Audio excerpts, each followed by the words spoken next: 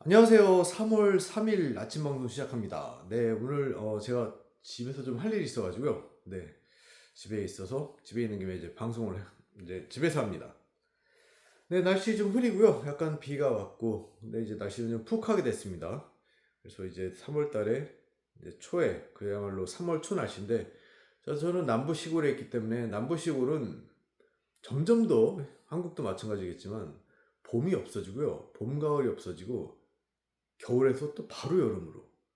네? 이번 주부터 또 80도대 이상으로 또 올라가는, 85도까지 올라가는 아주 그냥 기이한 현상이 일어나고 있습니다. 자, 어저께 제가 선물 시장을 보니까, 그러니까 엊그제죠. 엊그제 선물 시장 봤을 때 마이너스 1.5라서 와, 이거 끝장났다. 이제 그렇게 말씀드렸었는데요. 어제 주식시장 굉장히 선방했어요. 비트코인은 심지어 막 올랐어요.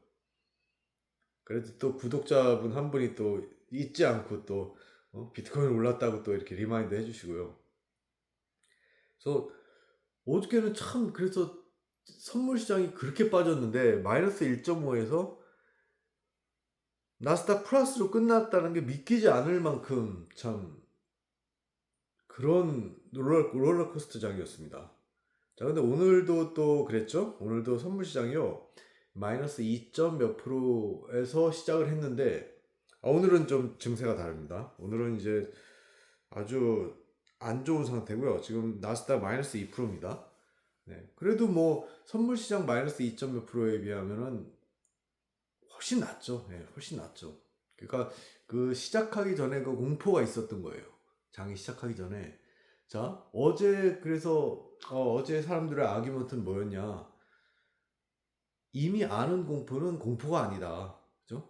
이미 닥칠 걸 아는 공포는 공포가 아니다. 그래서 어제 또 생각보다 별로네 하고 또 전쟁이 빨리 끝날 것 같네 해가지고 이렇게 뭐 그냥 별 신경 안 쓰고 반등했는데 오늘 이제 트럼프 형이 얘기하기를 좀 더 장기화될 것 같다. 생각보다는 좀 더 장기화될 것 같다. 그리고 이란이 또, 뭐 어떤 휴전 협상이나 그런 거를 이제 받지 않고, 그죠? 나오지 않겠다는 거죠. 사실은, 자, 명분이 없는 전쟁입니다. 명분이 없는 전쟁이고요. 이득이 없는 전쟁이에요. 그죠? 뭐, 무슨 이득이 있습니까? 이라크 쳤을 때는 이제 기름 빼온다는, 그죠? 그런 이득으로 갔고, 베네수엘라도 마찬가지고, 뭐, 근데 여기는 이득이 없어요. 이득이 없고, 해만 있어요. 왜? 기름값이 올라서. 제가, 토요일이군요. 토요일 날 그 아들애랑 테니스를 하면서, 이제 아들애가 그 차를 갖다가 이제 물려받을 것 같기 때문에, 너도 기름 한 번 넣어봐야지 하고 주유소에 와서 이제 기름을 넣었어요. 근데 그때 2불 67이었는데, 야, 좀 그래도 가격이 요즘 좀 비싸졌네 했거든요. 어저께 제 차에 기름 넣었는데 3불 10이더라고요. 갑자기 푹 점프했어요. 근데 더 점프할 겁니다. 아직 이란이 호르무즈 해협을 막지 않았죠. 그죠? 그래서 그냥 자기들이 아는 그냥 배들, 중국 배들 이런 애들 살살 통과시켜주면서 나머지 애들은 통과하지 말라고 지금 경고를 했는데요. 이제 정말 극으로 치닫게 되면 호르무즈 해협을 봉쇄하면은 거기에 이제 중국과 한국과 일본과 이 아시아 쪽 특히 우리나라는 거기 뭐 70% 이상 의존한다는데 끝장납니다. 큰일 납니다. 우리나라 지금 코스피도 잘 나가다가 지금 큰일 납니다. 그러면 이제 그게 여파가 뭐 아시아에만 있는 게 아니라 돌고 돌아서도 미국에도 그 여파가 오는 거예요. 와가지고 결국은 유가 오르고, 그죠? 물가 오르고, 또 난리 나는 거죠. 난리 나는 거죠. 그러니까 사실 얻을 게 없는 전쟁인데 그래서 펜타곤에도 반대했다고 그러죠? 처음에. 근데 이제 뭐 트형의 정치적인 어떤 그 탈출을 위한 그 탈출구로 써야 되죠. 그러다 보니까 이제 이렇게 된 건데 자 오늘 제가 볼 때 좀 사는 날 같아요. 어저께 그래서 안 샀는데 오늘 조금씩 주식 담으면 좋고요. 아마 이런 식으로 가면은 이제 내일도 떨어질 가능성이 크고 이거 하다가 지금 오늘 화요일인데 일주일 계속 떨어지면 답 없습니다. 네, 답 없습니다. 그래서 오늘 들어가는 게 또 좀 이럴 수도 있어요. 그죠? 한 내일이나 내일 모레까지 한번 두고 봐도 좋을 것 같습니다. 자, 비트코인 그나마 선방했는데 이제 급락은 아니고 또 내려와서 69,000에서 지금 현재 시각으로 그죠? 동부 시간 지금 9시 50분인데 66,500 됐네요. 66,500. 지금 갑자기 또 오른다고 혹시나 하시는 분들 있으실지 모르는데요. 비트코인은 제가 항상 말씀드리지만 지금 하락세입니다. 어쨌든 지금 하락 초입이에요. 게다가 뭐 중반도 아니고요. 한 6월달 가면 중반이라 중반 내지 그래도 3분의 2라도 지났다고 많이 봐서 그렇게 칠 수도 있는데요. 지금 이제 3월달이에요. 이제 3월달. 그러니까 아직 멀었습니다. 제가 볼 때는. 그죠? 적어도 4월 15일까지 떨어지고 적어도 6월 때까지는 또 봐야 돼요. 계속 지지부진하다 2개월 간격으로 지금 15,000에서 2만 선으로 쭉쭉쭉 계단식 하락하잖아요. 이 차트를 보면요. 아직 한 달 더 남았어요.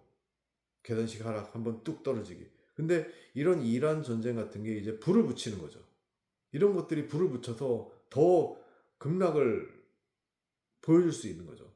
급등은 안 해요. 어제는 뭐 참 이상한 현상이었지만 여기서 올라갈 어떤 재료가 1도 없죠.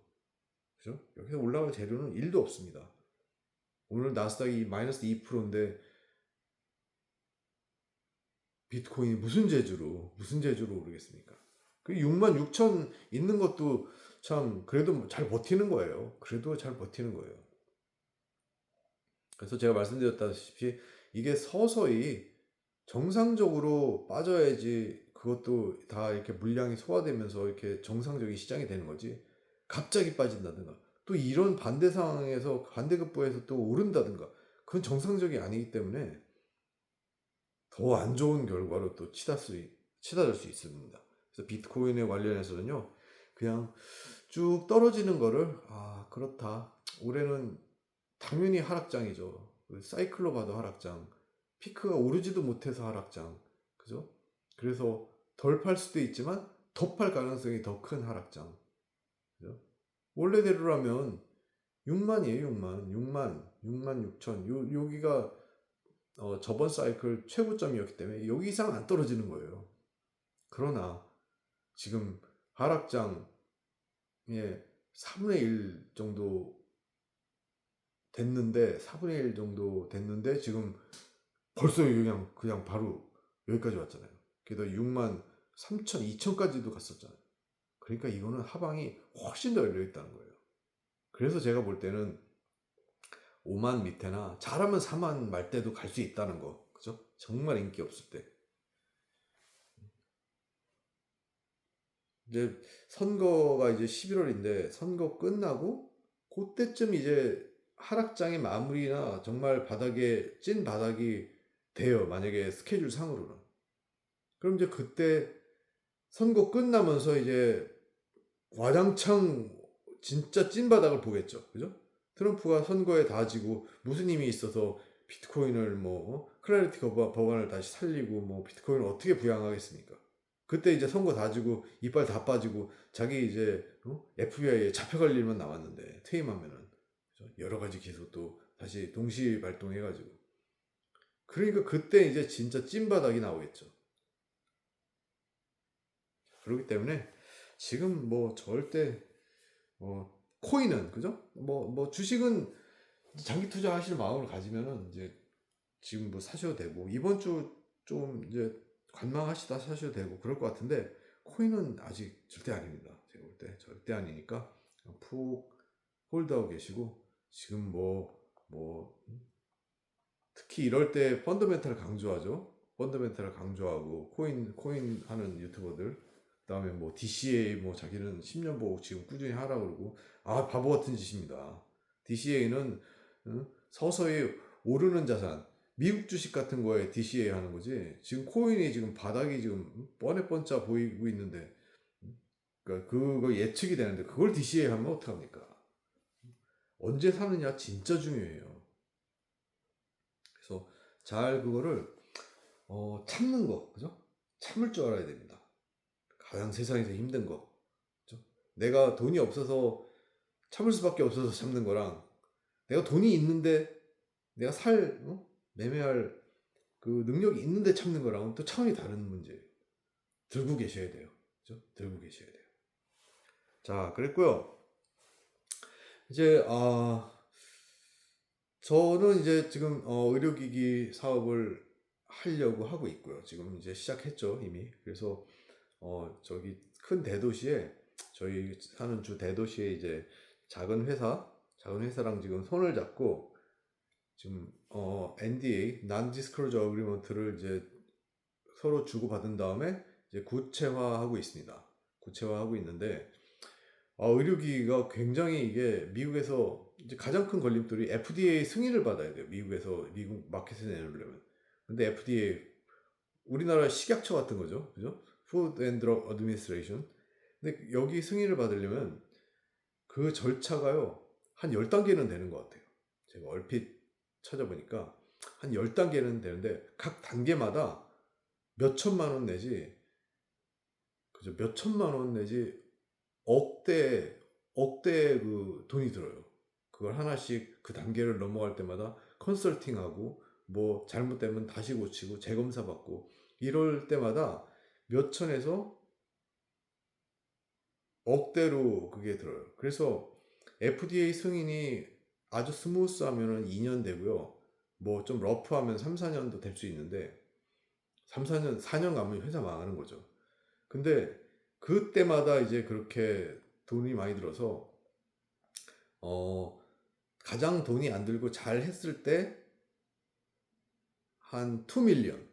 2밀리언이요? 얼마입니까? 1밀리언이 지금 15억 정도, 14억, 15억 친다 면 2밀리언은 거의 30억 돼요. 30억. 30억 들어서 그게 FDA 클리어런스가 되는 거고요. 그건 이제 돈이 안 들었을 때 대기업 이거 조그만 데는 돈이 더 많이 들죠. 그죠? 그러면은 뭐 거의 40억 플러스가 든다는 거예요. 근데 이제 그걸 갖다가 물론 저희가 돈이 없죠. 그래서 그걸 갖다가 저 아틀란타에 있는 그 회사가 그걸 충당하는 거예요. 그 회사가 그걸 충당하고 그리고 in the meantime 제가 갖고 있는 회사에도 아틀란타에서 뭐 월급을 주든가 뭐 해서 먹여 살려야 되는 거예요. 그 자기네들이 FDA 그 어떤 그 절차하는 레귤레이션 피만 내는 게 아니라 저희 회사도 그리고 뭐가 걸림돌이 될 때마다 저희 회사에서 다시 기술을 들여가지고 더 보강하고 막 그래야 되는 거잖아요. 그죠? 인스펙션이 안 됐을 때. 그러니까 그때마다 저희 그 월급을 제외하고 그때마다 또 그 회사에서 좀 기술적인 지원 피를 줘야 되는 거예요.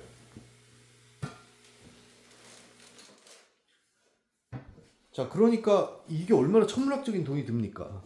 그죠? 저희 대충 생각하기에 저희 기계가 이제 단가가 한 대 그죠? 그냥 MSRP 대충 치면 한 대 팔면 생각이 한 1,400, 1,500만 원 생각하고 있어요. 한 대. 그러니까 이제 이 사람들이 하는 게 FDA가 클리어런스 되면은 이제 많이 먹는 거죠.